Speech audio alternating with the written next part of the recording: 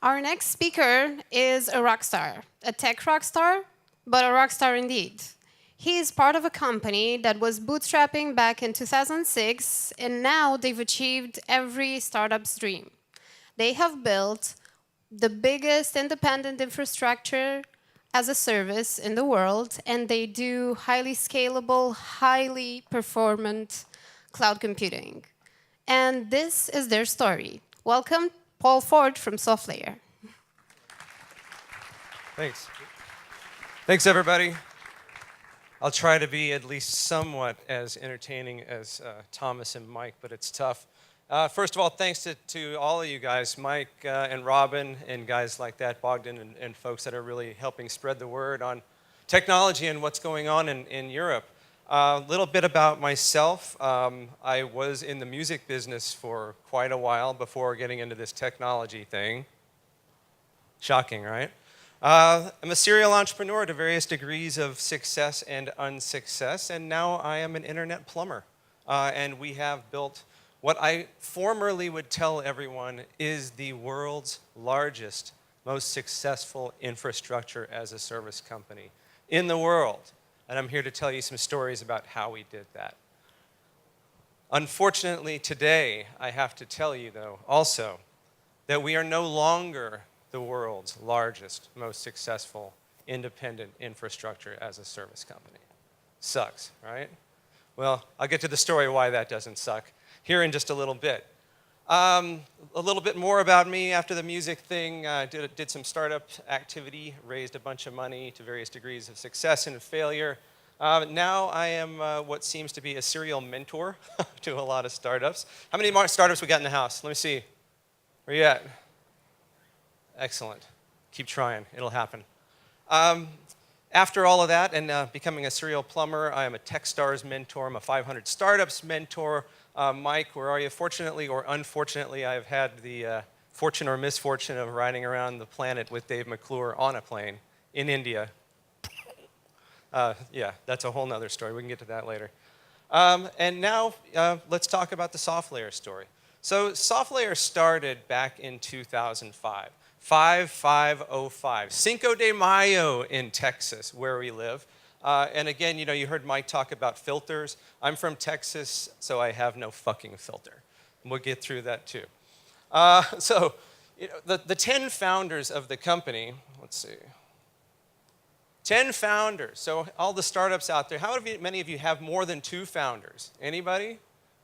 Right? It's tough enough. We've got 10 of them, and this, by the way, they're all in suits now. This is the only suit picture we have of them. I think it was when they were first going to start to raise money that in 2005, this is what you were supposed to look like if you were raising money from a VC. So the 10 founders were working at another hosting company, a regular old hosting company called The Planet. The Planet desperately wanted to be Rackspace, and these guys wanted to be something completely different. They had this vision to create this highly scalable infrastructure as a service company, what we've now known to be called cloud. Okay, it wasn't called cloud. We didn't even have that back then. So the 10 founders were working at this other hosting company called The Planet, and they had this great idea to make this new type of infrastructure company. They said, we're going to make this hugely scalable, global, n-scale compute. It's going to be the greatest thing ever. So the 10 founders, representing a lot of different parts of the company, and this is kind of why it worked. Finance, operations, technology, development. We had sort of one of everybody, so it kind of made sense to have this many founders doing this thing. So they said, you know what, 5505, Cinco de Mayo, they quit their job. They're the entire C-level of the planet because they knew they were going to do something different. They knew they had a better mousetrap. They knew they had something that no one else had in that day or looking forward, the ability to create this highly scalable infrastructure. So they quit their jobs. They walk out. They say, this is such an amazing idea. We're going to go out. We're going to raise money. We're going to raise money. This is going to be easy. This is the greatest thing since sliced bread. No problem. So they quit their jobs on 5505. All of them walk out one day. They go out to raise money. Easy, right? No one would give them money. Nobody. No one believed them. No one believed that they could create this thing that they wanted to create, even though our chief scientist was a rocket scientist at NASA. working on scalable systems, no shit. No one would give us any money. So, everyone was kind of committed at that point, I think. They had walked out of their jobs, told the man to get fucked, gone to do their own thing, and had no money. So what do? You can either crawl back, try to do something else, but they said, you know what, we still believe in what we're doing. We're going to do it anyway. Raising funds to build the best. JFDI, just freaking do it. Now I have to say freaking because I was told not too long ago I'm not supposed to say fuck on stage anymore. So I'm not saying fuck on stage. I'm saying freaking, just freaking do it. Okay? Everyone note that so I don't get in trouble later. So they went out and just decided to do it themselves. They decided to bootstrap a data center company. Really smart, right? No, not really smart. Say no, not smart. So what they did over time was to figure out how to do this thing. Quick short story while I'm on this subject. This is how poor these guys were. When they went to bootstrap the company and decided to do it, they said, okay, so let's just put all of our money together. Let's figure it out. I know we can do this. We know we can do it. So in the living room of one of the 10 founders, living room table, pulled out credit cards, cash, deeds and mortgage to houses. Families mortgaged their houses to fund this company because they really believed in what these guys were doing. They believed in the story. They believed that the world was ready for what we wanted to create. So they bootstrapped this thing. Just said, let's go. Let's just do it. So the side story here, when I first came into SoftLayer, I was running marketing. And I didn't really know how poor these guys were at this point in time, but it kind of came to me, and I'll tell you why. So I'm running marketing, and we have this big closet full of all this crazy swag, and it was really all fucked up and messy one day, and I had some people with me, and we're cleaning this closet up and straightening things out, and there's this wooden thing taking up space in the corner, so I told the people working with me, take that thing out, let's get rid of it. Kept going about our business. And one of the founders stopped by and saw what we were doing. The guy's eyes were this big. He said, what the fuck are you doing? I said, I'm cleaning out the closet. What do you think I'm doing? And he said, what are you doing with that? Pointing at this wooden thing. I said, well, I don't know. This thing's taking up room. He said, do you know what that is? I said, no, obviously. We were so poor at the very beginning that thing right there is the first prototype rack that we built from wood by hand because we didn't have any money to buy a fucking rack to put servers in. We were willing to do whatever it took to do what we needed to do. Yeah. Nice wooden rack, huh? Thinking about those whole silicon sort of startup things, in Texas we think of that silicon thing a little differently, but nice wooden rack. So we really had to focus on customers very early on. The guys had no money, so we decided to do it. Right about June of 2006, we were ready to go. So the wooden rack is up. We rented some space in a co-located data center in Dallas and got things going. The guys didn't take a salary for the entire first year, almost a year and a half. They lived off credit cards. They lived off their friends and family. They did whatever they had to do to make this thing happen because they really believed on it.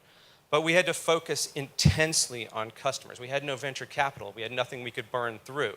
Every dollar we made had to go right back into the company, not into salaries, into buying more computers to fill up that wooden rack. Eventually, people started calling, and people started renting these servers from us, and people liked what we were doing. But again, everything we did had to focus on these customers. We had nothing else, so we've always been intensely focused on the customer and on the customer experience. Customers equal revenue, and like I said, you've got to earn it. We had to build a better mousetrap. We had to be better than everyone else, and we did that through technology, not through throwing more bodies at it. We had no money for bodies, so all we had was technology. We learned how to scale technology efficiently and greatly over vast distances to do amazing things that no one had ever heard of.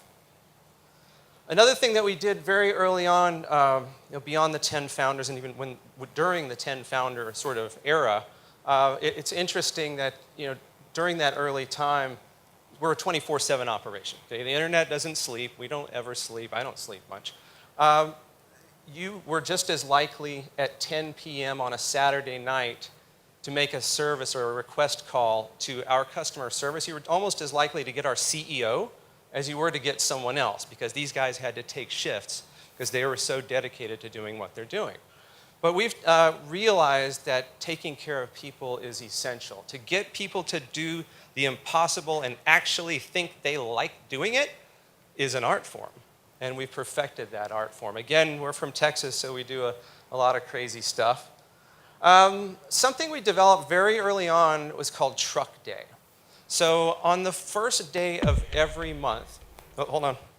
On the first day of every month, we have 18-wheelers full of computers. We're in the hardware business. We don't want to be in the hardware business, but we have no choice. That back up to our data centers, and we have what's called Truck Day. Okay, let's take a look at Truck Day real quick.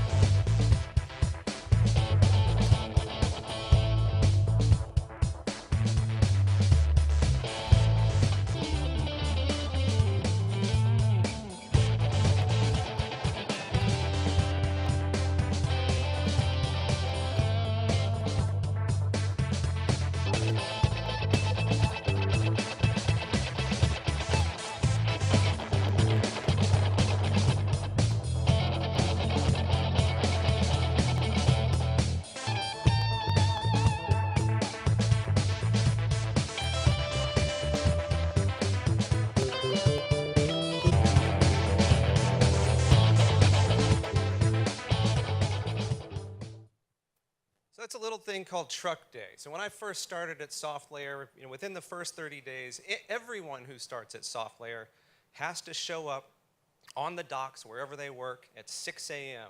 to help unload all those trucks. And what that does for us culturally, no matter if you're in HR, you're in development, you're in operations, whatever you do, marketing, sales, you actually touch what we do. You unload physical servers. You pull them out of the boxes. You rack them up. Everyone in our company knows what we do.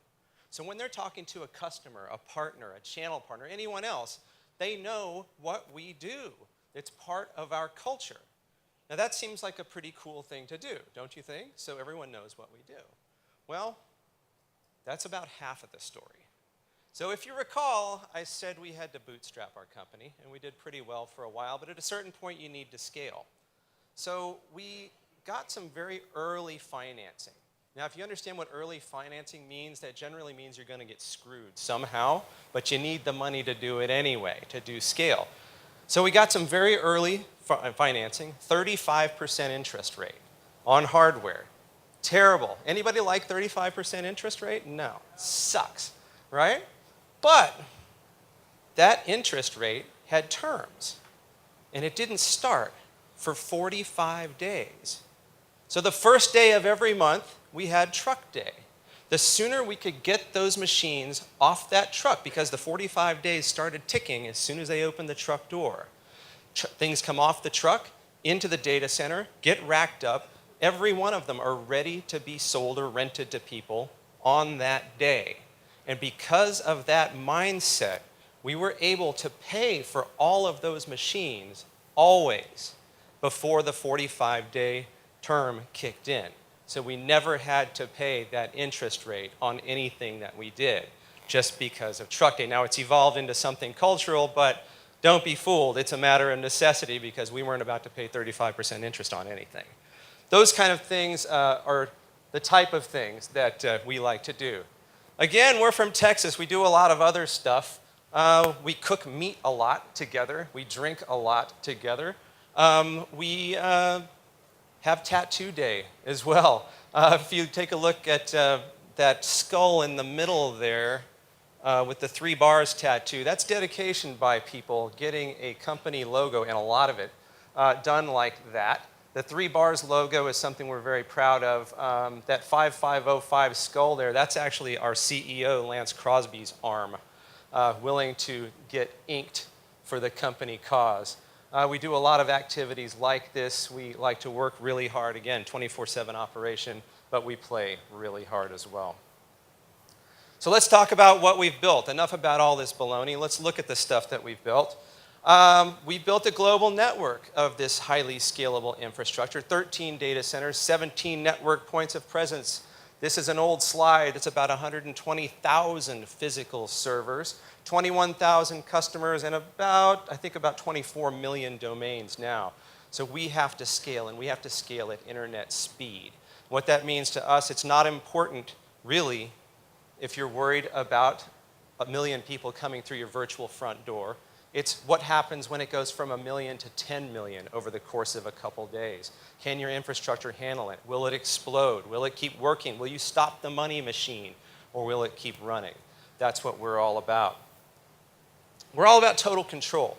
So rather than devising some sort of highly proprietary stuff, we wrote 3 million lines of code that are actually a data center operating system. So we have our computers that sit in the data centers. What we call IMS is this operating system, sits right on top of it. What this allows us to do is to control the metal, control servers, and control compute as close to the compute as possible. We've got over 2,000 API calls that it's so granular you can kill a physical server at the power switch via an API call. Interesting things we do, every one of our servers has, generally speaking, 5 network cards. A great, very smart early thing we did, in addition to the public network we all know about, we have a 40 gigabit private network that parallels the public network. It's this bizarro parallel sort of network thing. What that lets you do is pass as much data as you like between data centers, between machines, between everything. Why is that important? We've got a company that has to remain nameless that is doing MongoDB clusters on the east coast of the US, also on the west coast of the US. They're taking the full Twitter and the full Reddit fire hoses, both, combining that to give social sentiment data in real time to large brands. They're replicating over this private network from the west coast to the east coast in near real time, so that data is available in near real time to all of their customers. This is the kind of innovative stuff that we've done. 5 network cards, 2 go to the public internet. They can be switched, they can be routed, they can do whatever they want. 2 sort of, if you will, go out the back to the dark fiber network, the private network. Pass as much data as you like any direction that you want for free.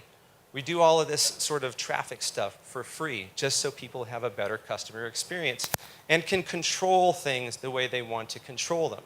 What they want, where they want, how they want, at internet scale and internet speed.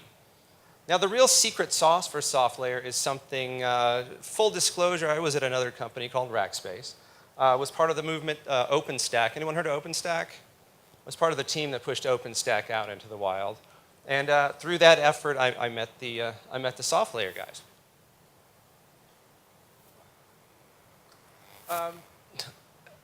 The secret sauce that took me out of that environment and into this one is this. So we're all familiar with, how many are familiar with cloud? How cloud works, multi-tenant, lots of different cloud servers. Our really big secret sauce is that we can scale physical servers that need to run really big and really fast at internet scale. So let's say you were running Mongo or Hadoop or something large like that, like I described earlier, and you were predicting some sort of a spike. Maybe you were predicting or preparing for a World Cup soccer game commercial. Something like this. There's a lot of reasons to prepare for scale. Via those 2,200 API calls, you could ask the system for physical servers, 10 different data centers, 100 different physical servers, and we can give those to you for whatever you're doing in 2 hours. This is unheard of. No one can do this. No one can touch this. This is absolutely the most scalable system of its kind in the world. We knew early on we needed to focus on developers. The big enterprise people didn't understand us. They were still sort of locked into doing things the old way. This kind of stuff was just too risky for a lot of large companies. So early on, we focused on developers. We were DevOps before DevOps was cool. Who's familiar with DevOps? DevOps folks out there, let me see you. Cool. Basically, again, we're a 24-hour operation. Our system can't go down. This operating system for running the internet can't stop. We can't just turn it off and turn it back on when we want to do code updates. We go into production live. Okay, this is nuts. We do about 10 live code pushes per day on average. That's something that can only be done in a system like this through a DevOps kind of focus. To go from development to testing to production in one big swoop has to happen in near real time for us to make things happen the way we do, because we're running 24/7. So we focused early on developers and giving developers the tools that they needed to do this kind of stuff, the stuff that we now call DevOps. We were doing this for a very long time. So who does this with us? A couple of companies up there, Heroku, Fitbit, Path, TwitPix, Cloudbase, Discuss, Cloudant. Anybody heard of Dropbox, Heroku, anybody? These are the companies that have built their operations on top of our infrastructure. Folks that need to scale at infinite scale and infinite speed at internet scale. We also focused very early on startups. I created our startup program. I had the opportunity to create what we consider the greatest startup program in the world. There are a lot of startup programs out there, granted, and this isn't going to be a commercial for our startup program. What we do that's different, rather than giving startups just crappy multi-tenant cloud like everyone else, just saying, we give startups the best that we have, the best bare metal, the best of everything we have from our infrastructure. That's the first part. The second part is we connect our startups into our brain trust, our CTO's innovation team, help with scale, help with architecture. We built this system, and the people that built the system will help our startups scale and get ready for growth and speed. The third part is we connect startups to another thing that they might need, and that's marketing help. Our marketing team realizes we're a plumbing company. Okay, that's it. You know, we stop at that plumbing level. We don't try to compete with our customers or anyone else, and we're only as good as what people do on top of our infrastructure. So we help the startups in our program, which is called Catalyst, be successful in several different kinds of ways. We think it's a more sort of a holistic kind of a program. By the numbers, early on, as I said, we went from 0 revenue. We went from nothing at all. Scaled very quickly. In 2010, if you recall, the 10 founders came from that company called The Planet, right? The Planet back in the day. In 2010, we bought The Planet. That's sort of one of those final fuck yous, I think. And that was a kind of a cool day. We went from 75 million to about 150 million. We finished up last year with about $400 million in top-line revenue. Now, if you recall, earlier I said I was sad because I could no longer say we were the world's largest independent infrastructure as a service company. We're not. On July 8th of this year, we were purchased by IBM, and now we're part of the IBM family, and we're the core of IBM's cloud infrastructure moving forward. I'm not authorized to speak to anybody about anything. Not sure my boss even knows I'm here, but those people said it was for about $2 billion. So that wasn't a bad day to be me at SoftLayer. Thanks. So now SoftLayer is an IBM company moving forward. Just some things to remember: solve real problems. That's the stuff that we really focused on early on, was helping developers do things that people said were impossible. Ruthless focus. Just because you can doesn't mean you should. You focused on, humans can do basically 1.5 things really well. Focus on that. Customers first. Build a strong culture. Build something that people want to be a part of. And don't forget, it's all about revenue. Customers, revenue, and other. And other doesn't fucking matter. Okay? Thanks a bunch, everybody. That's what we do. That's how you can reach me. Again, like Mike said, good luck with the email, but Twitter is always easier. Happy to take any questions you might have. Awesome. Thank you. Cool. Thank you. Very cool talk. Thank you very much. Do we have questions from the audience? I know there are a lot of tech guys over here, so come on, don't be shy. And don't forget, the only thing between all of you and lunch are these questions. Actually, we have the Startup Spotlight Startup finalists Spotlight. pitching, so you might want to stick around for that. If I may ask you a question, Of course. did anything change after you were acquired by IBM in the company culture? Company culture hasn't changed. You know, there are a lot of people that want to meet a lot of us from IBM, and with the sort of the art of this is kind of keeping it at bay. But the word is they're keeping SoftLayer as is, but our technology is becoming the absolute core of the IBM Smart Cloud initiative globally. That is very cool. Yeah, pretty cool. Is there more and more grown companies are acquiring startups? What do you think the value for that is for these big companies? For large companies acquiring startups, you know, there are a couple of things. They're either acquiring customers or they're acquiring some sort of key technology. And it can be one or both or either, and I think those are sort of the keys. I think a key for startups, if you're in that situation, is not to sell too early. You know, you don't want to give up equity too early. If it's sort of a magic thing for startups, the difference in your valuation between 0 revenue and having €1 of revenue, you know what that is? It's about 12%. That's what I say. That's what I've seen over time. So yeah, you know, don't sell too early. Don't take it out too early. Build something. Build a great business. I think what's great about now versus the first bubble era is there are more companies that are worried about building value versus valuation and building a great company.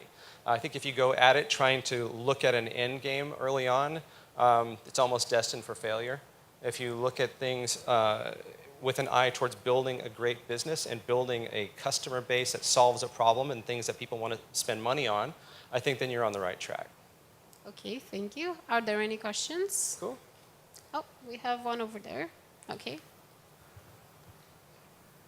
Hi, this is Chris Martin from Bosch Research. Hi, Chris. So you talked about the struggles in the early days and how you really needed to get to revenue quickly. When you're going out there, I think you mentioned that you were also in running the marketing show then. When you're going out and talking to potential customers, what's your pitch versus them saying, oh yeah, this sounds kind of like Amazon. I know what those guys do, I'll just go with them. Like how do you do that customer acquisition in that sort of environment?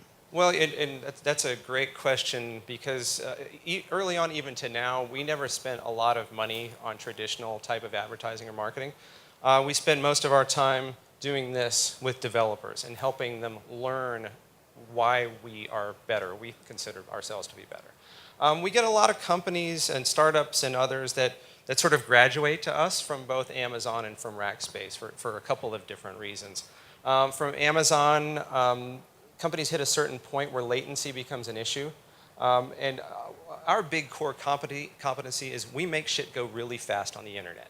That's pretty much it. And you really don't get that in a lot of ways from Amazon with inavailability zones and things like that. I'm sorry, availability zones, stuff like that. Rackspace, as much as I love them, I've known the founders since they started the company. You know, they've got 11 levels of customer support, and you know, that's important for a lot of companies. But when a young company, mid-sized, later, whatever, is ready really to scale, that's when they come to us. When they're ready to create that kind of an architecture where they can have what they want, how they want, when they want, that's when they come to us. Oh, another interesting thing, I don't think I mentioned this, but you know, we work with a lot of companies, a lot of big and small companies. We have companies that spend multi-million dollars a month with us on our infrastructure. We have no contracts, none. If we don't earn their business every day, if our infrastructure doesn't do what we say it does, they're free to leave anytime they want. Same with our startup program. We figure if during the 12 months of the program, if we can help startups be successful, if we can help them with their infrastructure, if we can connect them to money or to VCs or to other parts of the ecosystem that makes sense, if we can connect them to partners and other people like that, and they can be successful, the only thing that we ask at the end of the 12 months is that they tell their friends and hopefully stick around. There's nothing holding anyone to our company but success. Does that make sense? Cool. Next question? We have one right over there. Okay, go ahead. Okay. Hello, I'm Tiberius from Just Now. Here. Hey, there we go. Okay, I have a question. How can a I startup... might have an answer. Yeah. A startup from Romania benefits from your startup program.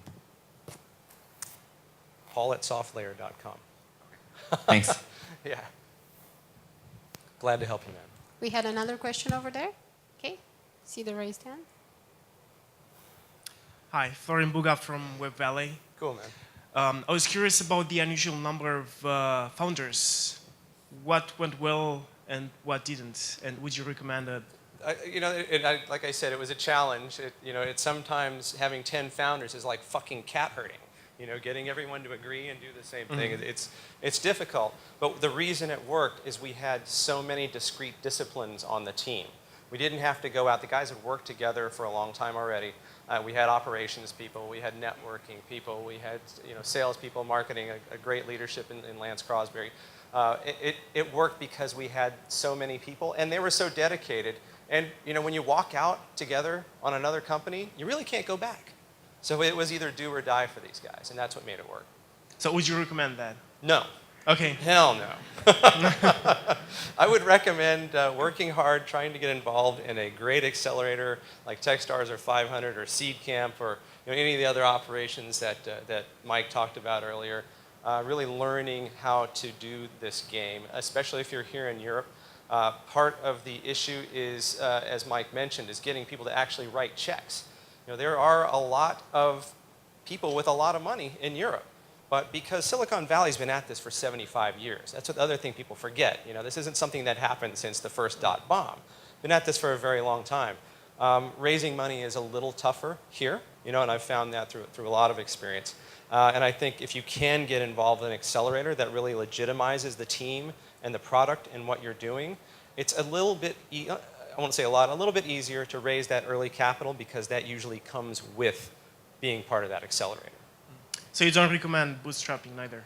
If you can do it, if you've got the wherewithal to do it, if you can see it through, if you can make your dreams happen without taking any money, like I said, the difference between taking pre-money revenue and post-money revenue is about 10 to 15%, when you're an entrepreneur. And if you can get to that first dollar or that first euro before you take any equity hit, I would recommend that. Okay, thanks. Cool. Thank you so much. Okay. Let's do one more. One last question. One. You're the lucky one. Hi, my name is Dimitri. I come from Bulgaria, a company called Con IT, Cool. pun intended. My question would be connected to innovation. It's the buzzword these days. So you mentioned several layers of innovation, for example, the private cloud. Correct. I'd like to ask, do you in-source everything? For example, the fiber, is it your own or do you rent it? And the knowledge behind that, because these are two different tools. I mean, hardware, do you in-source hardware? Do you in-source the knowledge behind the fact that you need a private cloud? Yes and no, as with most things that come from me. We outsourced the fiber itself. We're not out there digging ditches, laying fiber. I mean, we've rented that, of course, but it parallels our public. It's interesting you say about being in the hardware business. Hardware is hard. It's really hard. I'm in the hardware business. I don't want to be in the hardware business just because it's so difficult. Something that very innovative that we figured out early on, back to this truck day thing, all of our servers are made for us by Supermicro, okay, all of them. Half of the BIOS in those machines is Supermicro. Half of it was written by us. So when we have truck day, and on that same day, even today, when things are racked up on that same day, as soon as the machines are plugged in, the system is self-aware. So the system knows that they're there. It's like the fucking Borg ship. It has been assimilated as soon as it gets plugged in. Those are the kind of little innovations that have gotten us to where we are. And we've written 3 million lines of code to create this system, and all of that is us. Yeah, okay, thanks. Cool. More on this matter would be, when you started, did you buy technology? Did you build it from scratch? And if you build it from scratch, did you use any external help? Just for example, did you use external developers? Or did you, as you mentioned, you were bootstrapping, so not a lot of money? Yeah, none of it existed. Yeah. So we had to develop it all ourselves. No one believed it was going to work. Okay. We had to develop this stuff from scratch, and it's all our IP. Good. Thanks. Cool. Thanks. Thank you so All right. much. Thanks, Paul. everybody. Thank you. Appreciate it. Good.